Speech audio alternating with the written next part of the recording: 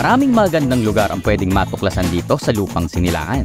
Ako nga pala si Jose Sian, ang iyong travel guide, kaya't samahan ninyo ako tuklasin ang mga yaman ng Pilipinas. Mula sa dalampasigan at isla, kabundukan, makasaysayang lugar, at masubukan ang mga masasarap na pagkain. Baka ito na ang iyong next travel adventure, kaya tara na, samahan ninyo ako at magbiyahe na tayo. Another day, another adventure at andito tayo sa Hava Resort dito sa Calatagan, Batangas. Nagmotor kami ng walang konkretong plano, basta lang humarurot at maghanap ng bagong destinasyon. Habang bumabiyahe, napag-usapan naming dumaan sa Cabiang Tunnel. So dito na kami sa SM Baor, papunta na kami sa Cabiang Tunnel, ang first stop namin. Isa sa mga sikat na ruta ng mga riders sa Cavite. Okay, dito na tayo, turn natin na tayo. Parang umakyat na tayo sa bundok oh. Wala, first time ko dumaan dito na nakamotor. Hindi ko alam kung nakadaan ako dito na nakakotse, pero first time ko dito. So pa Cabiang Tunnel, 19 minutes Cabiang Tunnel na tayo. So ito na ata yung pa-zigzag. So parang marami ng mga views dito. Ayun, may mga coffee shop na rin, parang Tanay Rizal dito ah. Ang tanging sigurado lang, gusto naming mag-road trip at ma-experience ang open road. Dito mga Avengers, marami daw mga ano dito. Unggoy na dito nakatira na. Di mga nakatali dito. Dito talaga sila nakatira. Ganda ng tanawin dito guys. So napaka-relaxing ng rides namin. You know, napakaganda ng view. Grabe, chill na chill lang yung rides namin. Pagdating doon, ramdam ang lamig ng hangin at excitement ng bawat dumarang motorista. Dito na pala tayo mga ka-ventures. So yun o, ito na yung entrance ng Cabiang Tunnel. Another day, another adventure at andito na nga tayo sa Cabiang Tunnel guys. So ayan o, nasa entrance tayo ng Cabiang Tunnel. And siguro mga 3 times na tayo nakadaan dito, pero ito pang 4th time natin ngayon. First time lang natin makababa dito para makapagpa-picture dito sa Cabiang Tunnel. Papakita ko mamaya. And plus, may bago tayong drone, Air 3S. Ayan, papakita rin natin yung drone shot dito. So dito sikat na sikat pumunta mga riders kasi pati mga turista kahit mga nakakotse kasi dito nga iconic nga itong Cabiang Tunnel na to. Ano pangalan ng grupo nyo kuya? Ha? So mga idol, pag nagawi kayo rito sa parte na to ng Cabiang Tunnel, huwag na kayong magtaka kung yung lahat ng mga motorista rito is nagbubusina sila kasi bilang respeto yon sa mga espiritu, no, para hindi sila magambala. And then mga idol, ito na yung pinakamahabang tunnel ng Pilipinas na merong 300 meters mula rito napunta sa kabila. So ginawa yung tunnel na to mga idol para mapabilis yung biyahe mula Manila to Nasugbu, Batangas. Ayan. Alright, let's go mga adventures.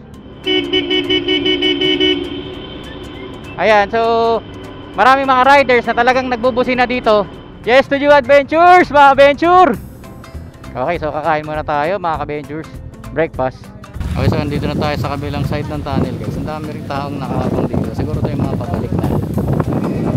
Dito, sa Cabiang Tunnel Eatery, dito tayo magbe-breakfast. Ayan.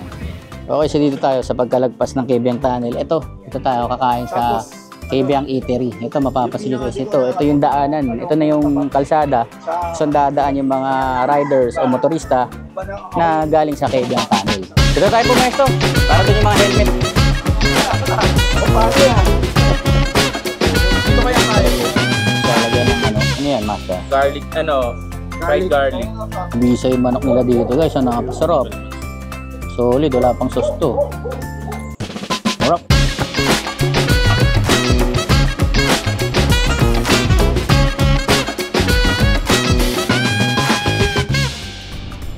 Marami na namang kurbahan dito mga adventures. At ito may mga resort na rin dito, siguro pababa to, yan sa baba. Dami na rin mga motoristang tumigil dito at dito na sila mag-swimming. Pero kami hanggang ngayon hindi pa rin alam kung saan talaga kami pupunta. Isang panibagong epic adventure na naman ang madadagdag sa ating listahan. Another day, another adventure. Tara, samahan nyo kami dito sa Sian Ventures. Tigil ka kaya Master Roy Pax, tanong natin si Alder kung ng isla, kakarabaw kailan. Sige, pwede, tingnan natin. So, pag napadaan kayo dito, may makita kayong mga tao na nagkaganito. Ibig sabihin, inaaya kayo pumunta or ipa-experience yung resort nila. At dito nga kami sa Marathon Sanctuary Beach. So, pag gusto nyo pumunta dito guys, ito may contact number dito. Hanapin nyo si Ate Arlene. So, tara, maghanap na tayo ng mga rider na makakasama natin. Sa Malos, kulang pa kami. Nakasama sa bangka. 15 packs kasi yun. 15 packs, so kailangan namin ng kasama. Para sulit yung bayad natin. Para makatitipid. So dito tayo sa Barangay Sanctuary Beach, pupunta tayo sa Carabao Island para ma-explore. Ayan, sa El Fraile din, sisilipin natin. So ito yung mga idol natin, napuntahan yan. So tayo rin pupunta.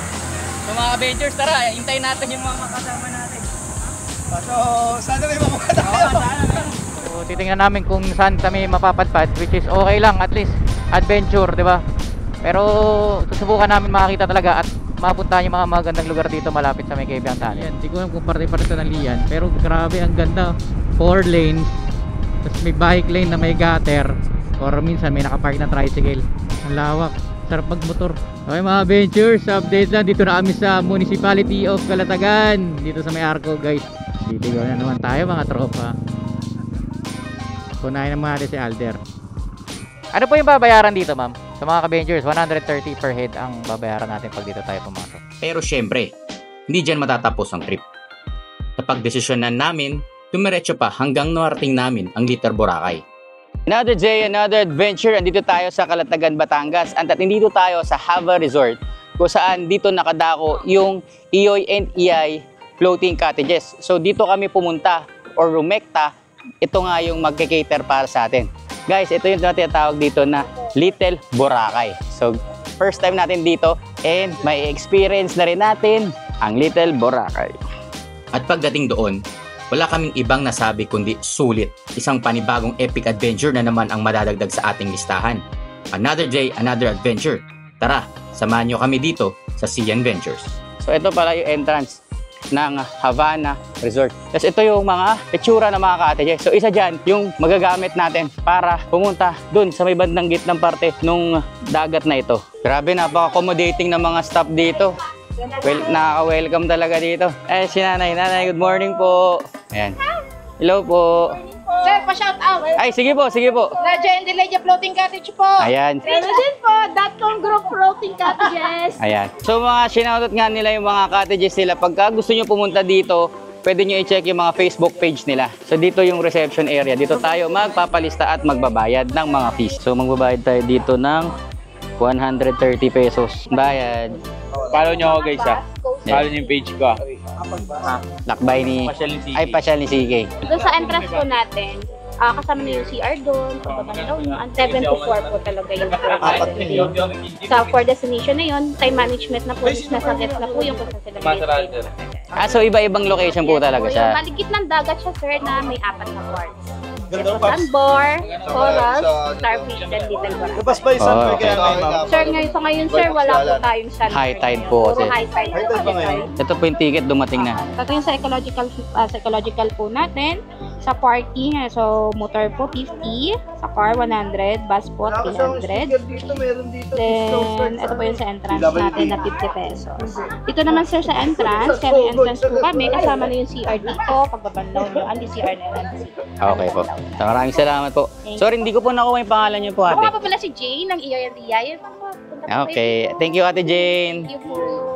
Iyoy and Iyay. Te, magkano yung balsa? Regular rate po namin, 4-5, good for 10 packs. Then, excess po natin is 450 per head. Oo. Pag Holy Week po, medyo mataas po. Ayan, tayo. dahil mag-Holy Week na te, sige. So, ang Holy Week po natin is papatak po siya ng 7.5 sa maximum capacity po siya na.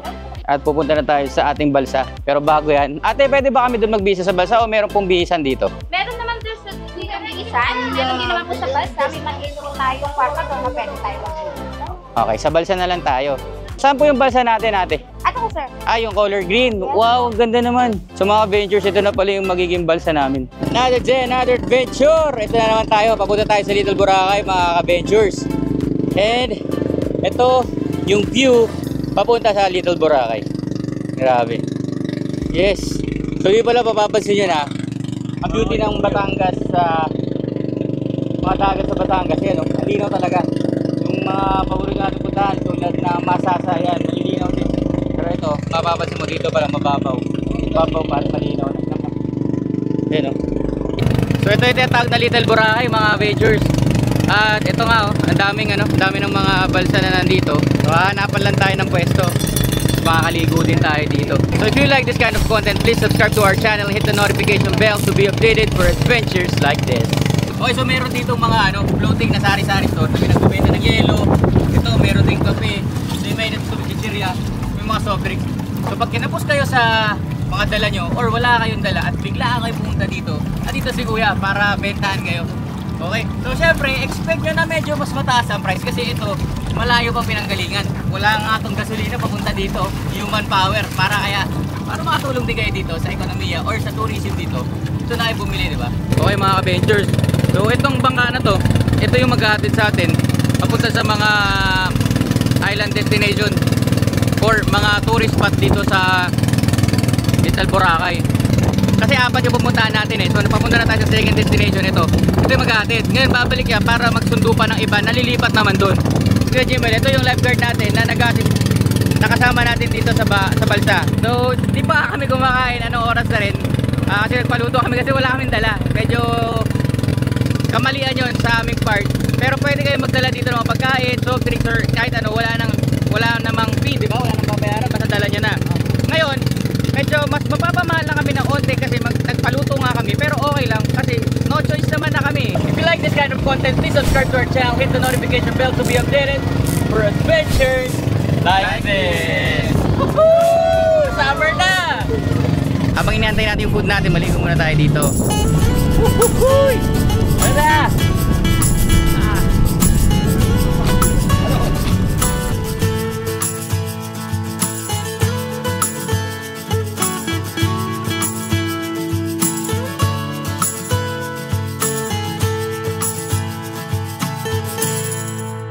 Pwede nyo hanggang ganyan lang. Huwag nyo lang iaangat ang sobra.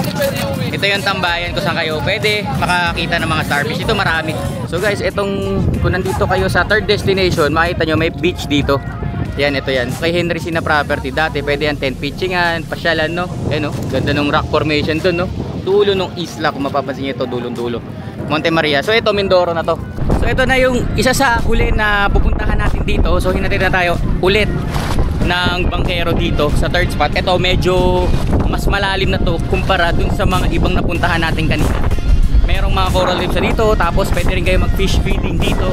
Kanina kung napansin yun, nakita kami starfish dun sa huling pinuntahan natin. Ngayon papakita sa atin ni Kuya or natin kung meron tayo makita mga isda dito kasi kanina may nakita kami na may fish feeding. So pumunta yung mga isda malapit kung saan nagbato ng mga pagkain.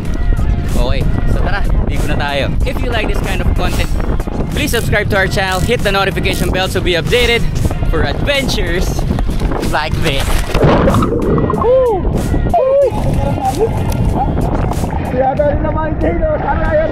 Tara, punta na rin. Punta na lang natin yung Sandbar, mga adventures. Tapos, yun, hanggang 4 o'clock lang naman kasi tayo dito. Pauwi na rin tayo after nun. So, i-expect namin baka dito na kami magstay hanggang gabi tapos bukas pupunta naman tayo sa ibang resort naman. Okay mga adventure, so andito na tayo sa fourth stop natin at ito yung sandbar. Grabe, lumabas yung sandbar guys. So tara, maglakad muna tayo dito para ma-explore natin tong area na ito. Grabe, ang hangin dito, napaka-relaxing. Tapos sakto lang yung init, hindi ganun katirik yung araw, medyo cloudy. Kaya perfect na perfect magbaba dito sa sandbar. Kaya hanggang ankle lang yung lalim ng tubig. Ayan o, kitang-kita naman. Pero, babaw lang guys. Mga taga Las Piñas, thank you po. Ingat po kayo. Thank you. Okay, so tapos na nga tayo.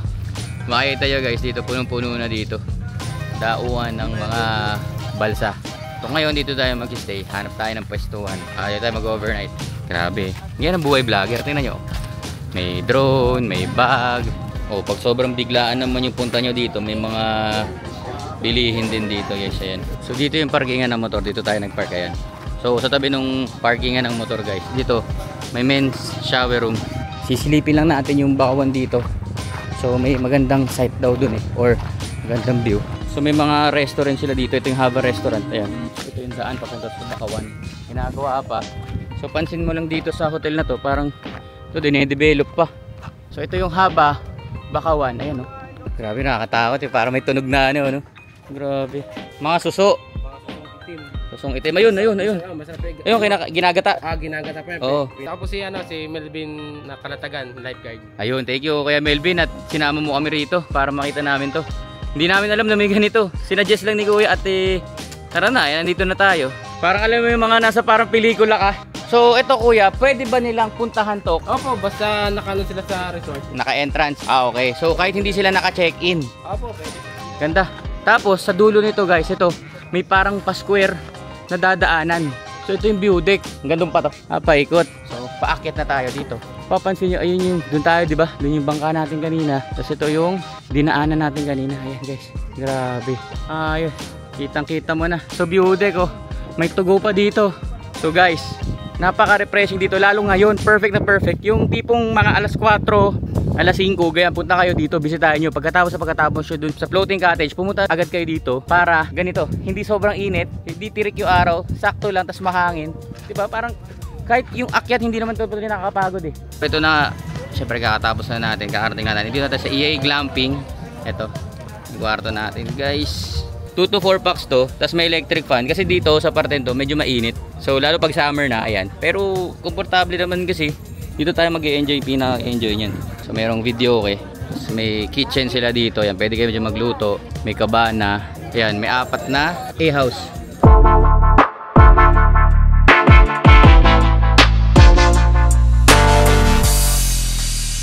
Alright mga adventures, another adventure. So ngayon, andito pa rin kami sa Calatagan, paalis na kami. Gusto lang namin magpasalamat at na-accommodate po kami dito. Yes, napaka-solid na experience namin. Pero before tayo umalis guys, meron tayong mga konting side trip na pupuntahan. Yan, around lang dito sa Calatagan area kasi nandito na rin naman tayo. If you like this kind of content, please hit the subscribe button, hit the notification bell to be updated for adventures like this. Okay mga adventures, dito tayo sa Ninay's, dito malapit sa may palengke lang ng kung saan tayo nagstay. Spicy tapa na rin po sa akin.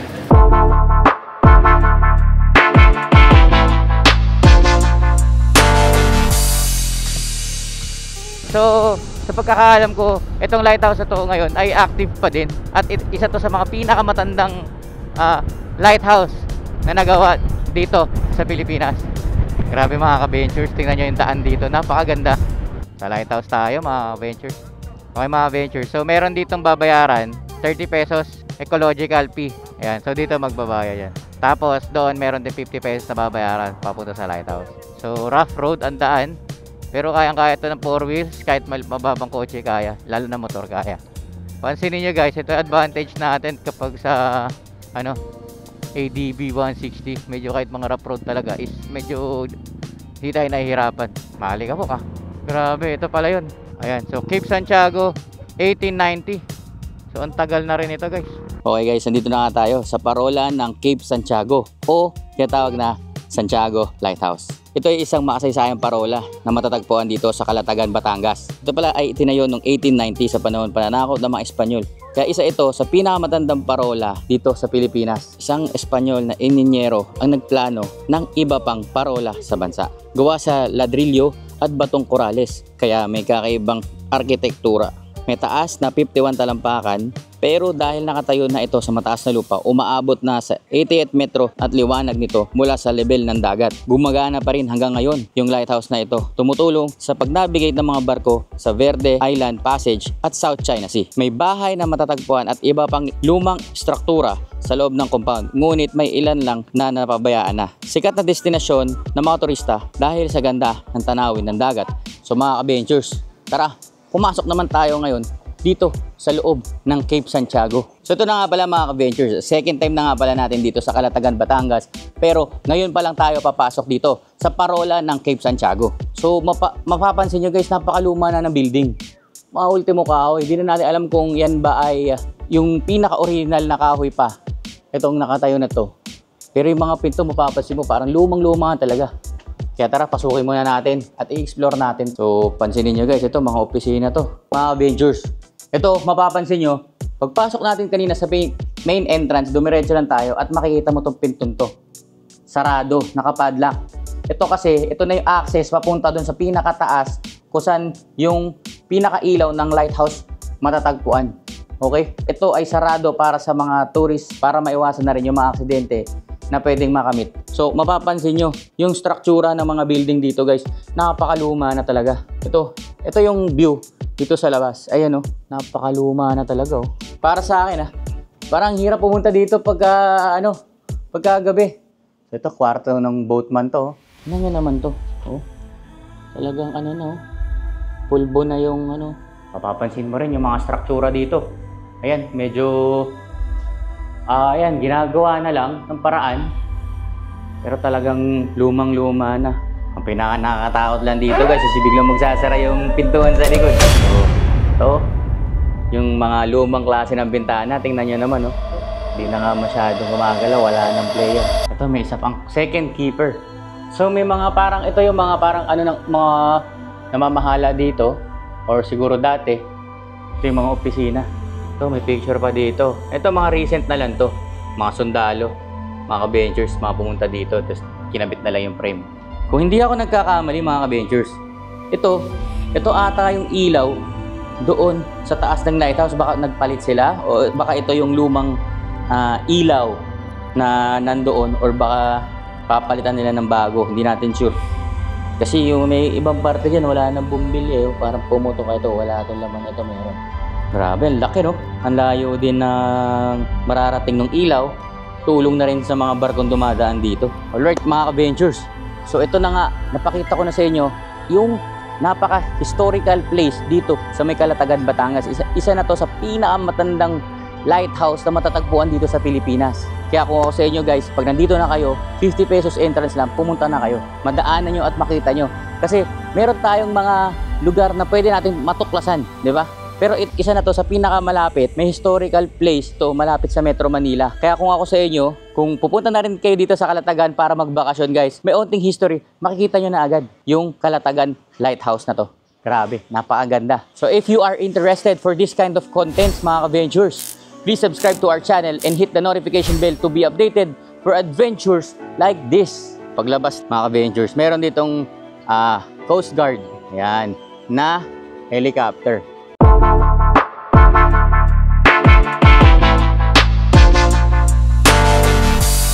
Tapos meron silang binabanggit kanina na boardwalk. So mamaya makikita rin natin 'yan. At check natin kung sulit din bang puntahan kasi inaalok ng mga ng mga tourism desk kanina. So andito na rin tayo at napag-entrance naman na. So isama na natin siya sa itinerary natin for today. So lalakarin na lang mga ka-Ventures yung papunta sa boardwalk. Okay mga ka-Ventures, punta tayo ngayon sa boardwalk dito sa may Calatagan, Batangas. At ito yung daan papunta doon. So kasama to sa binayaran nating ecological fee kanina na 30 pesos. So meron daw 3-minute na lakaran galing sa labas sa parking area kung saan tayo nagpark ng ating mga motor. Kung mapapansin nyo guys, napakalinaw. Napakalinaw ng tubig. Ang sarap mag-swimming sa ilalim nung boardwalk na yan. Para kang may lilim. So kung mapapansin nyo, meron ding mga nakatambay na nga doon. May mga adventures. So napuntahan nga natin yung pinakadulo nitong boardwalk. And grabe, feeling ko best time pumunta dito is around mga 5 ganon, para makita nyo yung mga sunset. Grabe, napakahangin dito. Ito alas 12 ng tanghali, tirik na tirik yung araw. Alam natin na mainit, pero dahil nga mahangin, parang alam mo yun, parang hindi mo nararamdaman na yung init. Tapos ito, hindi naman ganun ka haba ng todo, pero grabe, ang sarap. At marami nga tayong na-picturean kanina kasi nga may mga napapaselfie, ganyan. And it's a IG worthy place to take a picture. So pag andito ka na sa Calatagan guys, a perfect spot to visit na rin to. And wala na pong bayad dito kasi kasama na to dun sa ecological fee na binayaran niyo po kanina. Mga Ventures, dito nga pala sa dagat na to, pag pumunta kayo dito, pwede na kayo maligo ng libre. Yun nga lang, wala kayong banlawan dito unless kung naka-check-in kayo sa mga resort nasa tapat ng mga beach. Dito yan sa may boardwalk. So itong natin, itong araw natin dito sa Calatagan guys, ang dami natin napuntahan na agad na mga tourist destination. Okay mga ka-Ventures, ito nga tayo sa SMP, MPA campsite. Ayan. So ito yung mga rates po nila. So tara, hanap tayo ng pwesto natin. So pwede kayo dito mag tent pitching. So ito, meron naman tayo na discovery dito sa may Calatagan, Batangas mga ka-Ventures. So kami ni Roy Pax, nagbihis na kami kasi balak talaga namin maligo. At init na kami. So namin mag-relax muna. So may mga cottages din na pwedeng arkilahin dito. Ayan. So ito, may mga cottages. Tapos yung iba may dala ng mga tent na sarili. So ito, ganda na setup ng camping setup nila. Grabe, ang daming tao. Ay, nagsisetup na. May dala pa lang kayo po, Roy. Pero okay, so ngayon kasi linggo kasi, so sobrang daming tao, crowded, fully booked. Paano ba kung darating na yung Holy Week guys? Ready na kayo? Check nyo yung Facebook page nila. Tapos magpa-reserve na kayo, lalo this coming Holy Week, baka magtaas din yung mga rates nila, so hindi natin alam. So mga ka-Benchers, mapapansin nyo, napakababaw kasi may mga bata na nandun sa parteng yun. So ito, ayan o, tara, samahan natin si Alder, kakain muna tayo mga ka-Benchers. 1.5, tapos yung ito medyo 2,000. Itong price natin na 2.5, tapos yung XL namin na 3K. Tapos ang rent naman namin sa tent sir, 600. Well sir, may kantin tayo sir. Lahat natin pagkain sir, dala, no for kids na. Ito, ini-invite ko yung mga lahat ng gustong mag-outing. SMP Camping Center Resort po. Try nyo.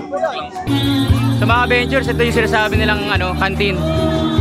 So dito pwede kayo magpaluto. Lovers Point. Ito, yung tinatawag na Lovers Point.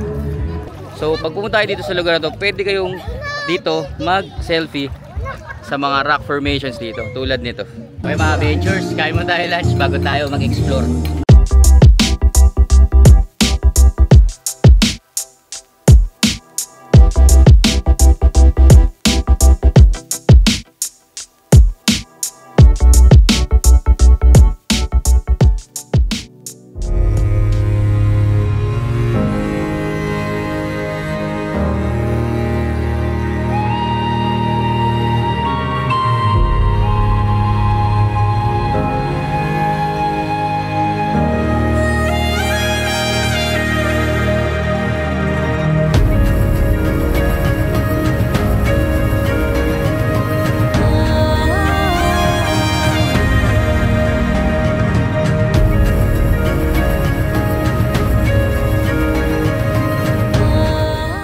This marks the end of our video. Maraming salamat sa lahat ng suporta at pagmamahal na ipinakita nyo sa amin mga ka-Ventures. Para mas marami pang travel ventures, pindutin ang subscribe button at i-click ang notification bell para laging updated. Tulad ng lagi, stay safe, ride safe, God bless sa ating lahat. Kita-kits sa susunod na video.